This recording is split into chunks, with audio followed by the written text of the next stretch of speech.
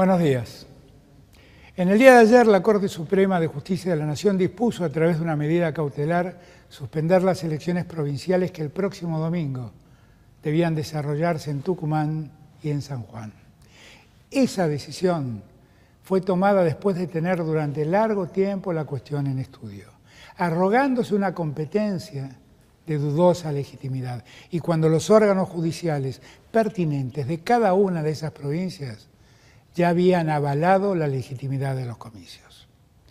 No puedo soslayar que esa decisión afecta a dos provincias en las que se proyectaba el triunfo del peronismo, que se habrían sumado a otros triunfos del oficialismo ocurridos el último domingo.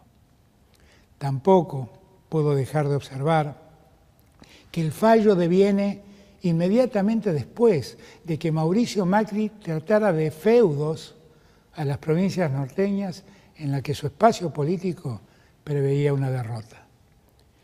La Corte Suprema de Justicia ha demostrado una vez más que es capaz de adecuar sus decisiones a las necesidades políticas de la oposición y así, otra vez, ha dejado en evidencia su carácter antidemocrático y su profunda desatención al régimen federal que nos gobierna.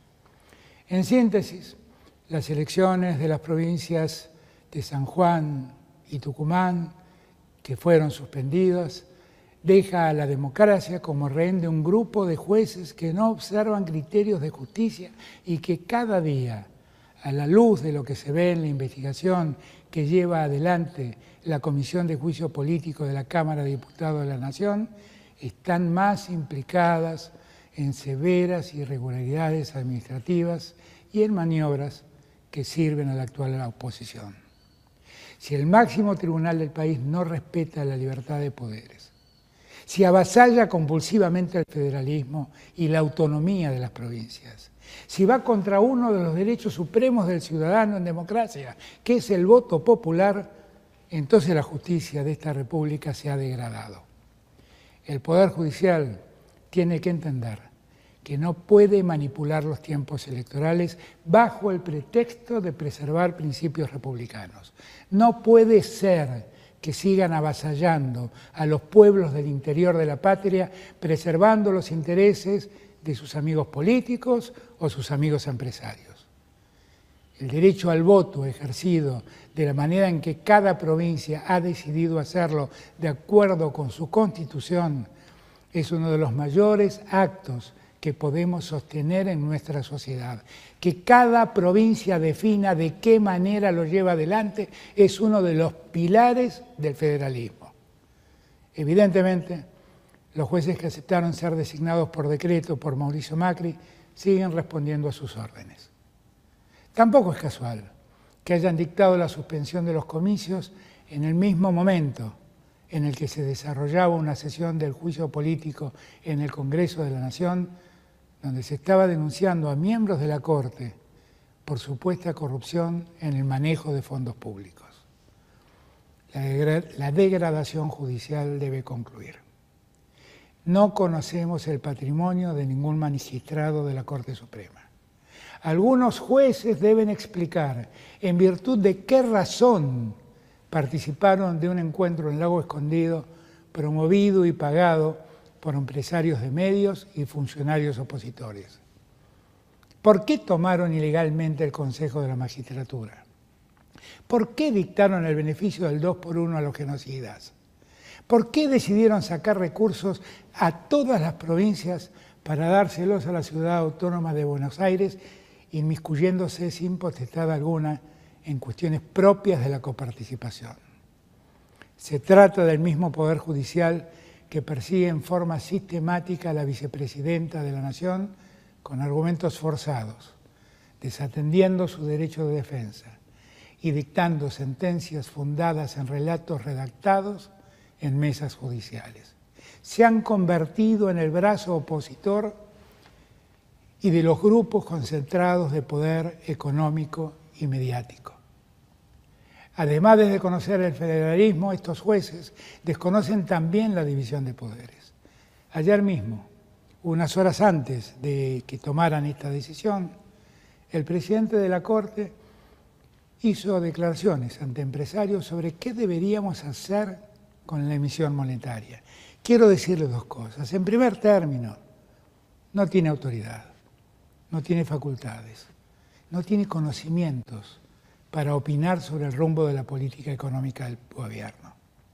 En segundo lugar, si tanto interés tiene por el rumbo económico del país, debería pedirle a los tribunales inferiores que agilicen todas las causas que tienen paradas sobre la investigación de la deuda que tomó Mauricio Macri sin ser tratada por el Congreso y que denunciamos ante el Poder Judicial, que nunca se dedicó a investigarlo. La democracia cruje cuando no hay justicia.